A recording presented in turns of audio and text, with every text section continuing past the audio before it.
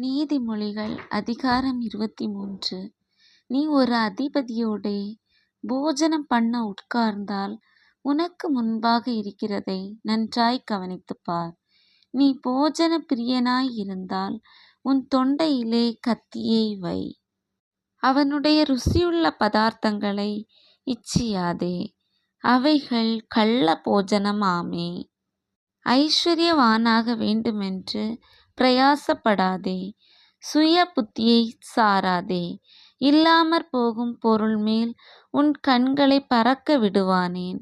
அது கழுகை போல சிறகுகளை தனக்கு உண்டு பண்ணிக்கொண்டு ஆகாய மார்க்கமாய் பறந்து போம். வன்கண்ணனுடைய ஆகாரத்தை புசியாதே, அவனுடைய ருசியுள்ள பதார்த்தங்களை இச்சியாதே. அவன் இருதயத்தின் நினைவு எப்படியோ அப்படியே அவன் இருக்கிறான். புசியும் பானம் பண்ணும் என்று அவன் உன்னோடே சொன்னாலும் அவன் இருதயம் உன்னோடே இராது. நீ புசித்த துணிக்கே வாந்தி பண்ணி உன் இனிய சொற்களை இழந்து போவாய். மூடனுடைய செவிகள் கேட்க பேசாதே, அவன் உன் வார்த்தைகளின் ஞானத்தை அசட்டை பண்ணுவான். பூர்வ எல்லைக்குறியை மாற்றாதே, திக்கற்ற பிள்ளைகளுடைய நிலங்களை அபகரித்து கொள்ளாதே. அவர்களுடைய மீட்பர் வல்லவர், அவர் உன்னுடனே அவர்களுக்காக வழக்காடுவார். உன் இருதயத்தை புத்திமதிக்கும் உன் செவிகளை அறிவின் வார்த்தைகளுக்கும் சாய்ப்பாயாக. பிள்ளையை தண்டியாமல் விடாதே, அவளை பிரம்பினால் அடித்தால் அவன் சாகான். பிரம்பினால் அவனை அடிக்கிறதினால் பாதாளத்துக்கு அவன் ஆத்துமாவை தப்புவிப்பாயே. என் மகனே, உன் இருதயம் ஞானமுள்ளதாயிருந்தால் என்னிலே என் இருதயம் மகிழும். உன் உதடுகள் செம்மையானவைகளை பேசினால் என் உள்ளிந்திரியங்கள் மகிழும். உன் மனதை பாவிகள் மேல் பொறாமை கொள்ள விடாதே. நீ நாடோறும் கர்த்தரை பற்றும் பயத்தோடிரு.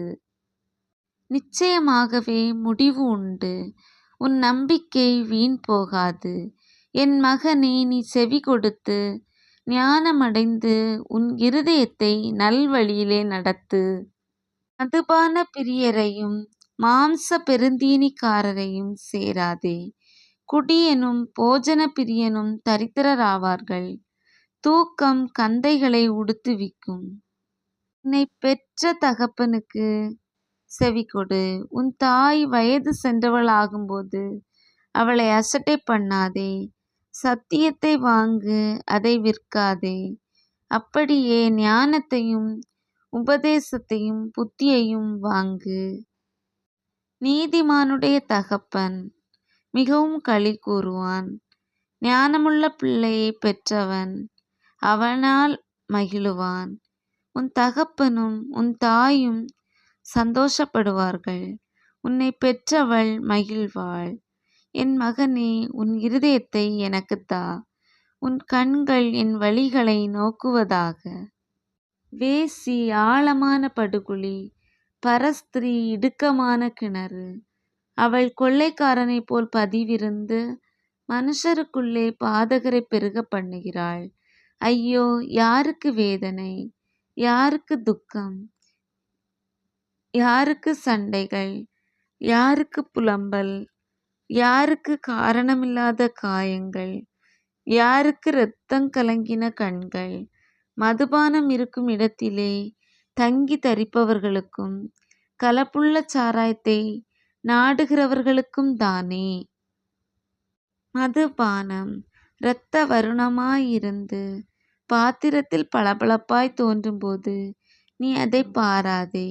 அது மெதுவாய் இறங்கும், முடிவிலே ஒரு பாம்பை போல் கடிக்கும், விரியனை போல் தீண்டும். உன் கண்கள் பரஸ்திரீகளை நோக்கும், உன் உள்ளம் தாறுமாறானவைகளை பேசும்.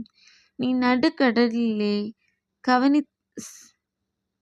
சயனித்திருக்கிறவனைப் போலும் பாய்மரத் தட்டிலே படுத்திருக்கிறவனைப் போலும் இருப்பாய். என்னை அடித்தார்கள், எனக்கு நோகவில்லை. என்னை அறைந்தார்கள், எனக்கு சுரணை இல்லை. நான் அதை பின்னும் தொடர்ந்து தேட எப்பொழுது விழிப்பேன் என்பாய்.